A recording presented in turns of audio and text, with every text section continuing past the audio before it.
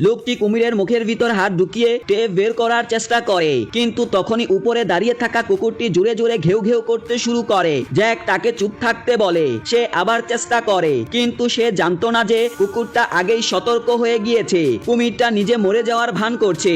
Jack ফাঁদে পড়ার অপেক্ষা করছিল। সে ভাগ্যক্রমে জ্যাক দ্রুত প্রতিক্রিয়া দেখায় এবং কুমিরের মুখ থেকে টেপ বের করে আনে। সে নিজের জীবনের ঝুঁকি নিয়েছিল কারণ তার গার্লফ্রেন্ড আহত ছিল। সংক্রমের ঝুঁকি কিছুটা কমানোর জন্য সে এই টেপ ব্যবহার করে অস্থায়ী ব্যান্ডেজ বানায়, কিন্তু আসল বিপদ তখনও রয়ে গেছে। তারা 50 ফুট গভীরে এক পুকুরে আটকে ছিল।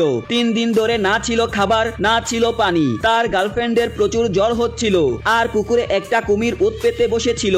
যদি তারা দ্রুত কোনো উপায় না বের করতে পারে, কুমিরটা তাদের খেয়ে ফেলবে। ঠিক তখনই জ্যাক পুকুরের তলায় নালার একটা ঢাকনা দেখতে পায়, কিন্তু সেটা শক্ত করে স্ক্রু করা ছিল আর সে খালি হাতে খুলতে পারছিল না। হঠাৎ তার গার্লফ্রেন্ডের নেকলেসটার কথা মনে পড়ে। হয়তো এটা কাজে আসতে পারে, কিন্তু সে ঘুরতেই দেখে কুমিরটা আগেই মেন হলের কাছে চলে এসেছে এবং তার রাস্তা আটকে দিয়েছে।